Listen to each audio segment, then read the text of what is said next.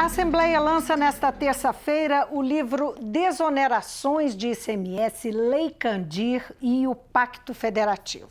A obra reúne textos de 12 autores e traz estudos e diagnósticos do impacto em Minas das perdas de arrecadação de ICMS impostas pela Lei Federal de 1996. E também decisões e embates recentes em torno da revisão da lei.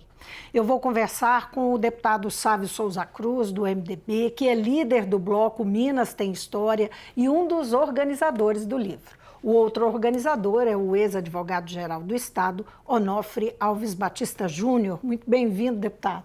Obrigado, prazer voltar aqui. Deputado, o senhor abre o livro, faz um prefácio. E nessa abertura, o senhor diz que a Lei Candir foi um bem em si, né? Mas trouxe um mal. Né? O senhor faz isso... Uma comparação com Fausto. Exatamente, fazendo uma referência a Fausto. O que o senhor quis dizer com isso? Só para a gente introduzir aqui o espectador na questão da Lei Candir. No sentido de favorecer as exportações para melhorar a balança de pagamentos, o governo federal optou por desonerar o ICMS da pauta de exportações. Com isso, ele criou um bem que foi melhorar a balança comercial do país, mas gerou consigo um mal, porque ele fez, digamos assim, uma cortesia com o chapéu alheio. Ele desonerou de um tributo que não é dele, que é um tributo dos estados. E desde o advento da Lei 96, ela previu que haveria uma compensação, que nunca se deu em escala minimamente aceitável. E com isso, não só... Quer dizer, ela ocorria, mas aquém do que seria o tanto que o Estado estava exportando. Conta gotas, né? Então, além de tirar dos cofres, principalmente dos estados que têm uma economia fundamentalmente em commodities, e eu falo muito especialmente de Minas Gerais, que não só a pauta mineral, a exportação de minérios, como a questão dos grãos, a questão do café. Quer dizer, Minas Gerais tem uma economia voltada para a exportação. Então, isso tirou dos cofres de Minas Gerais, em aproximadamente 20 anos, mais de 135 bilhões de reais. Mas talvez mais grave que isso tenha sido ferir de morte um projeto de desenvolvimento que o Estado pôs em curso há pelo menos mais de meio século. Quer dizer, desde o governador Arthur Bernardes, que governou Minas entre 1918 e 22, ele cunhou a célebre frase que minério só dá uma safra. Ou seja, já refletindo a preocupação de Minas Gerais com o futuro da nossa economia. A partir do governo do Israel Pinheiro, com o advento da Fundação Israel Pinheiro, começou a ser mais estruturado um projeto que previa agregar valor com a produção de ferro-gusa, depois as aciarias, depois tanto a aciaria de planos como de perfis, depois a indústria automobilística. Isso tudo foi pondo em prática. A Açominas, eu sempre falo isso, nasceu dentro da Assembleia Legislativa de Minas, na Comissão de Minas e Energia, quando se notou a necessidade de se ter uma aciaria no Vale do Paraopeba. Naquela época, os deputados deram um nome provisório de SIDEPA, Siderúrgica do Vale do Paraopeba, que anos mais tarde se viabilizou como Açominas. Depois, os incentivos para criar a Siderúrgica Mendes Júnior em Juiz de Fora, nós já tínhamos a Usiminas, já tínhamos a Cesita, uma tecnologia de produção de aços especiais, basicamente isso foi mineira. ao longo de quantas décadas? Assim? 4, 5 décadas, né? Depois com o Rondon Pacheco... Mas era um projeto. Era um projeto, que vários governadores deram sequência. O Rondon teve a ousadia de trazer para Minas Gerais uma indústria automobilística, tirando do polo paulista, a Fiat, e trouxe, sendo o Estado de Minas Gerais sócio. Quer dizer, foi um grande esforço dos mineiros para viabilizar a Fiat, que já era um passo a mais na industrialização do nosso minério. Agora, então, por que a isenção do ICMS sobre a mineração provoca o que o senhor chama quer dizer, desmonta esse setor? Porque, veja bem, Vivian, hoje, por exemplo, você comprar o aço, o minério de Minas e fazer o aço em Minas, você tem que pagar ICMS. Se você vende o minério para a China, para ser feito na China, não paga ICMS. Ou seja, fica mais barato comprar aço da China feito com minério de Minas do que fazer o aço em Minas com o minério de Minas. Então, ficou antieconômico investir na verticalização da nossa produção. Daquilo que a gente no dia a dia lida, com os produtos que lida, impacta sobre o quê para nós? Sobre tudo, tudo que se pretende. Eu estava imaginando, por exemplo... Em termos de consumo, né, que eu estou falando, do ponto de vista as pessoas consumidor. entenderem, a Alemanha não produz 1 quilo de café. E é o maior player internacional no mercado de café. Por quê? Porque eles fazem aquelas cápsulas. Né? Eles compram o café de Minas sem ICMS.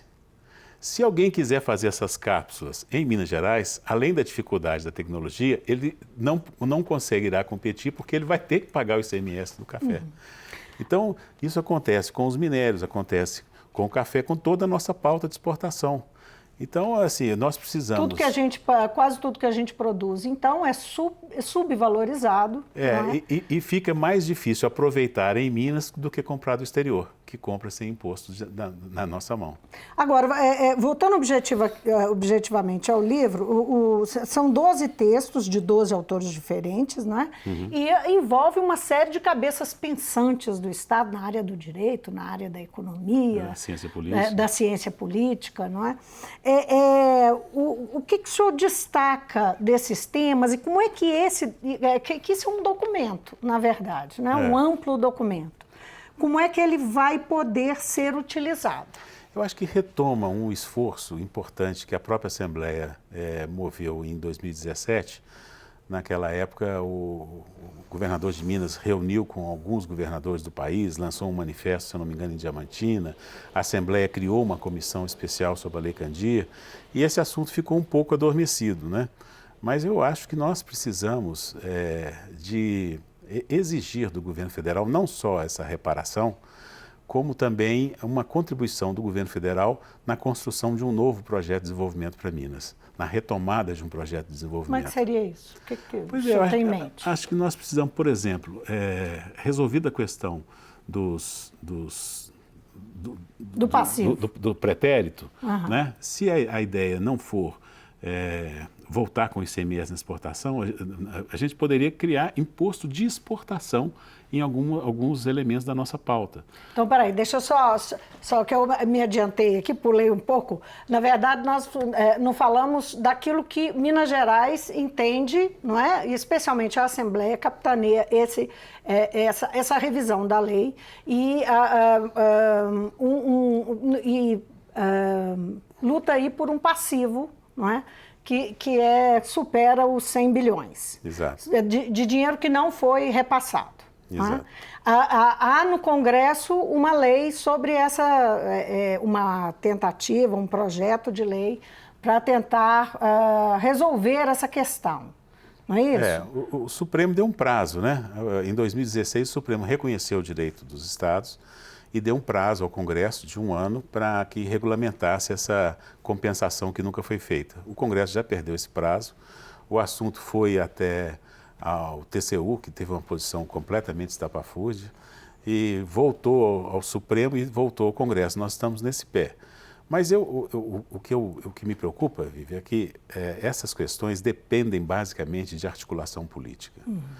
E a nossa liderança política natural deveria ser o governador do Estado, que parece ter uma certa inapetência pela atividade política, né? Mas o governador está tão empenhado, eu quero voltar naquele assunto que o senhor estava começando sobre desenvolvimento, mas já que o senhor entrou nesse, vamos lá. O governador está tão empenhado em enfrentar a questão fiscal do Estado, buscar um equilíbrio das contas, por que, na sua opinião, ele não adota também, ele não investe na ideia de melhorar a arrecadação enfrentando essa questão da revisão da Lei Candir? Infelizmente, eu acho que é isso, porque isso demanda capacidade de articulação política. Eu lembro, por exemplo, em 98, quando os estados negociaram a dívida com o governo federal, Minas teve uma posição basicamente parecida, de ser o mais obediente, o poodle mais manso do governo federal. Resultado, Minas fez das piores negociações, Minas tem juros mais altos, e isso está na raiz do nosso problema fiscal, que é o famoso pagamento da dívida com a União. Minas não conseguiu preservar nenhum banco. Por exemplo, o Rio Grande do Sul preservou o Banrisul e ainda conseguiu juros menores que a gente, né? O governador Antony Garotinho, quando assumiu, ele conseguiu uma coisa incrível, ele conseguiu uma antecipação de royalty de 2 bilhões de reais quando a matéria não estava sequer regulamentada.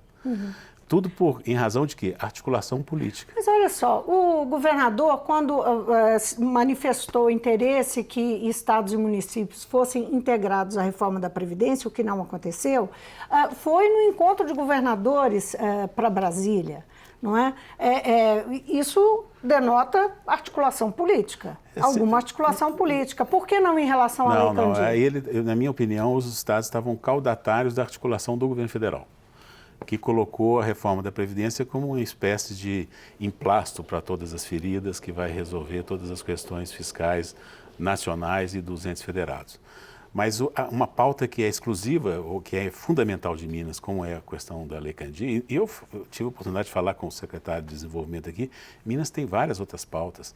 Minas não tem um presídio federal, ou seja, todos os presos que cometem crimes federais ficam em presídios custeados pelo contribuinte de Minas. Nós deveríamos exigir a federalização de alguns presídios no Estado, desonerando o Estado de folha, de custeio e ainda dando oportunidade para a União aportar recursos pelo patrimônio que ia levar. Nós poderíamos federalizar as nossas universidades, a UENG e a Unimontes, também desonerando folha, desonerando custeio, melhorando a nossa balança, mas isso depende de articulação. Nós precisamos exigir, na renovação da concessão das ferrovias, e aqui eu destaco o trabalho que foi feito pela Comissão das Ferrovias na Assembleia, sob a liderança do deputado João Leite. Minas não é possível que Minas permita que os investimentos da Vale, o repasse da Vale, sejam feitos em outro estado, sendo que a malha está quase que totalmente em Minas Gerais. Isso quase aconteceu, né? Quase aconteceu. Quer dizer, nós precisamos dessa liderança política de Minas, né? Eu falo que tive a oportunidade de falar com o governador, que Minas é um estado subnacional, ele não tem banco central, ele não emite título de dívida, ele não faz moeda, mas Minas tem questões federativas que são fundamentais para o estado e que dependem de uma articulação política, e ele tem como seu handicap a história de Minas, a tradição que esse estado tem, né, a capacidade de articulação que os governadores de Minas historicamente sempre tiveram, né? Nós mostramos, por exemplo, que no governo Itamar, que era um clima praticamente de confronto com o governo federal, nós conseguimos negociar com o governo federal a federalização da CASENG e do SEASA, abatendo nos pagamentos da dívida. Eu era secretário de administração, participei diretamente disso, né? Agora, não vai ser, insisto, sendo o mais dócil poodle do governo federal, falando amém a tudo, que Minas vai conseguir emplacar o atendimento das suas demandas mais fundamentais. O senhor acha que, então, a escolha que o governador fez pelo regime de recuperação fiscal para ser o grande, o grande mote, o primeiro grande passo para o enfrentamento do desequilíbrio fiscal, e ele tem defendido isso como o único plano possível, o senhor acha que tem a ver com esse raciocínio? Quer dizer, é porque está alinhado com o interesse do governo federal? Seria isso? Essa é uma opção que está na bandeja do governo federal. Está à sua disposição. É algo que não resolve e que impõe sacrifícios enormes. Por que o senhor acha que não resolve? Basta ver o Rio de Janeiro. O Rio de Janeiro fez, né, hoje o governo federal classificou os estados em 3 classes. A pior delas, onde Minas se encontra, tem três estados: Minas, Rio e Rio Grande do Sul. Curiosamente, o Rio, que já fez, continua entre os 3 piores. Mas parece que descumpriu, né, parte do acordo. O que eles fizeram? Eles autorizaram a privatização da SEDAI e depois a Assembleia votou uma lei proibindo. Então, pegou o dinheiro, mas agora não privatiza. Então, sem contar que o Rio foi transformado numa praça de guerra, os deputados tiveram que entrar em carros fortes e sem resolver a questão. Então, até porque a única coisa que se oferece é a suspensão do pagamento da dívida, que Minas já não paga por força de decisão judicial.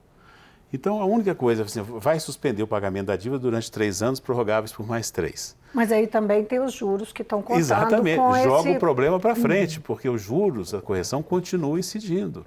E Minas lá na frente vai ter que pagar isso tudo de volta. Então nós precisamos de uma solução que não seja um paliativo emergencial, aliás, um paliativo que não acrescenta nada na nossa economia, porque Minas já não paga o a parcela da dívida por força de decisão judicial. Agora, como é que o senhor acha que isso vai ser tratado aqui na casa? Essa é a sua posição, né? O senhor lidera um bloco, o bloco Minas Tem História, que é um bloco independente. Essa é uma posição do seu bloco? Olha, Vivian, eu quero crer que a gente tem que fazer um trabalho, isso que eu estou cobrando do governador, a gente com muito menos condições está tentando fazer. E sob a liderança aí do presidente da Assembleia, deputado Agostinho Patrus, nesse evento, onde será lançado o livro, vai ter uma campanha de mídia, um esclarecimento da população de Minas de quais são as nossas verdadeiras questões.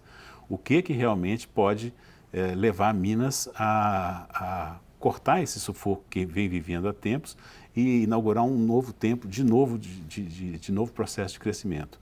Então, essas alternativas que eu mencionei aqui, em relação a presídios federais, em relação às universidades, ferrovias, eu tive a oportunidade de falar durante a Assembleia Fiscaliza com o secretário de Desenvolvimento, que simplesmente concordou. Quer dizer, a gente fica nessa expectativa.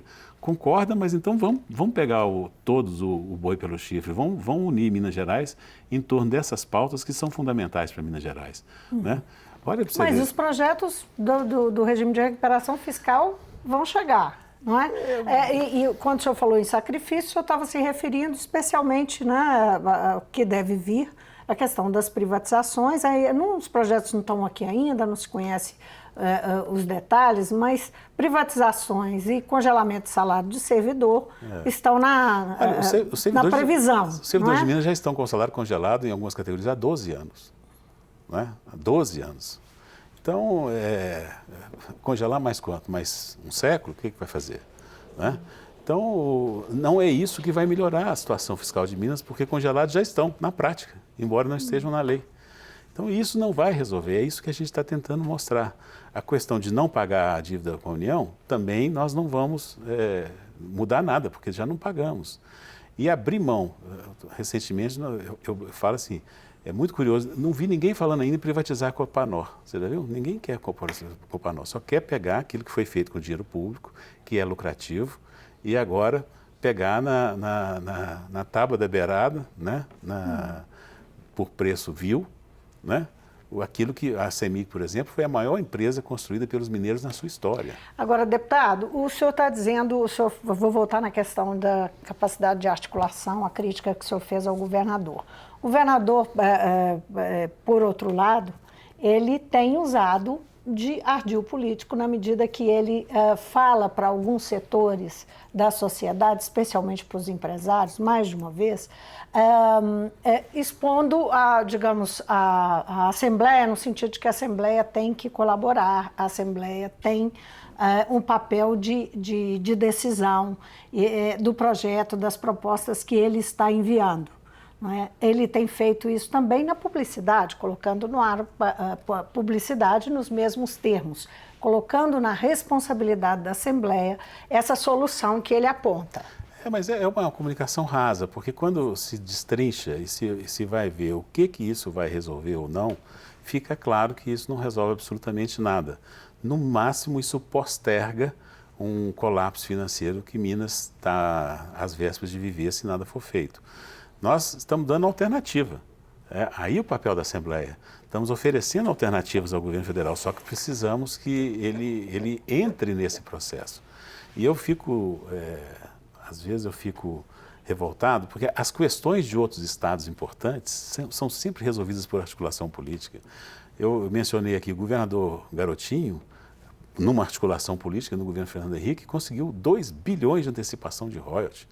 Eles conseguiram um regulamento de distribuição de royalties de petróleo, priorizando municípios e estados produtores, e eu sempre coloco entre aspas, porque a Constituição fala que o mar territorial é da União. Então, como é que o petróleo retirado a 200 quilômetros do litoral vai gerar royalties para municípios e estados do Rio e de São Paulo? Isso é por articulação política. Por que o estado do Rio Grande do Sul, diferentemente de Minas, pôde preservar o Banrisul? Por causa de articulação política. Mas não, insisto, não é baixando a cabeça, não é negando a política, e eu falo assim, eu fico muito preocupado com alguns atores do atual governo, que eu falo que eles manifestam um certo nojinho pela política. como se os salões das casas dos empresários fosse alguma coisa assim limpinho, cheiroso, bonitinho, onde tudo corre de forma muito correta, muito séria, muito honesta, onde no Brasil, infelizmente, a gente brinca que o capitalista só entra com a lista, o capital ele pega da área pública, né? E é isso que a gente teme ver de novo, o capital do povo de Minas ser colocado, as suas empresas, a preço vil, à disposição de empresários. Você já viu alguma vez um empresário falar assim, eu quero fazer uma estrada de tal lugar para tal lugar e aí vou pedagiar? Já viu? Ninguém nunca viu. Ele quer pegar a estrada pronta e só colocar a cobrança. Deputado, agora só para a gente encerrar, nós temos, o senhor está falando sobre a articulação política, nós temos sofrido de uma fragilidade, de uma perda de importância política nos últimos anos, não é? De vários anos para cá. Isso tem se mostrado cada vez mais evidente no plano federal. Como é que o senhor relaciona essa perda de importância política com a nossa fragilidade econômica? Só para a gente fechar essa conversa. Totalmente, a correlação é absoluta, é 100%. Eu acho que o governador Itamar Franco lançou um último momento em que Minas lutou pelos seus direitos no plano federativo e refundar o Pacto Federativo é fundamental no país nesse certo momento. Nós vivemos um período da Constituição de 88 que era de descentralização e a partir do governo Fernando Henrique, com vários instrumentos, DRU, Lei Candir, etc., se concentrou de novo tudo na mão da União. E Minas precisa lutar por isso para a gente refundar essa luta. Então, o governador Itamar lançou aquele movimento Minas Levanta Sua Voz, né? Não é à toa que conseguiu federalizar as empresas que eu mencionei aqui e no final do seu mandato conseguiu estadualizar algumas ferrovias, algumas rodovias, que foi o recurso que ele conseguiu para fechar as suas contas, tudo por articulação política. Agora, o que nós não podemos é ter um governador que nega a articulação política. Eu tive a oportunidade de falar com um governador, e ele fala muito em gestão, que se o governador de Minas precisasse ser apenas um bom gestor, provavelmente a Constituição ia prever o provimento por concurso público. Se prevê a eleição, é porque o que se espera do governador de Minas é que seja um político e um político de dimensão nacional. É isso que os mineiros esperam do governador de Minas. E é isso que nós precisamos convencer o governador Romeu Zema a assumir esse seu papel de liderança política de Minas Gerais. Deputado, muitíssimo obrigada por ter vindo ao mundo político mais uma vez. Obrigado, Vitor. Sempre um prazer. Eu conversei com o deputado Sávio Souza Cruz, que é do MDB, líder do bloco Minas Tem História e organizador do livro Desonerações de ICMS, Lei Candir e Pacto Federativo. Esse livro está sendo lançado pela Assembleia de Minas nesta terça-feira. O deputado Sávio Souza Cruz organizou o livro com o ex-advogado-geral do Estado, Onofre Alves Batista Júnior, e é um livro bastante denso, com 12 autores, com textos de 12 autores, que vão fundo nessa discussão e tendo, naturalmente, como objetivo, o pano de fundo, a situação econômica do Estado, a necessidade de enfrentamento da crise fiscal e econômica que o Estado vive, e é um documento que levanta a fundo os problemas e busca soluções. O Mundo Político fica por aqui. Se você quiser rever essa entrevista, é só acessar o nosso site ou YouTube. E para falar conosco, Twitter ou e-mail. Então, obrigada pela companhia e até a próxima.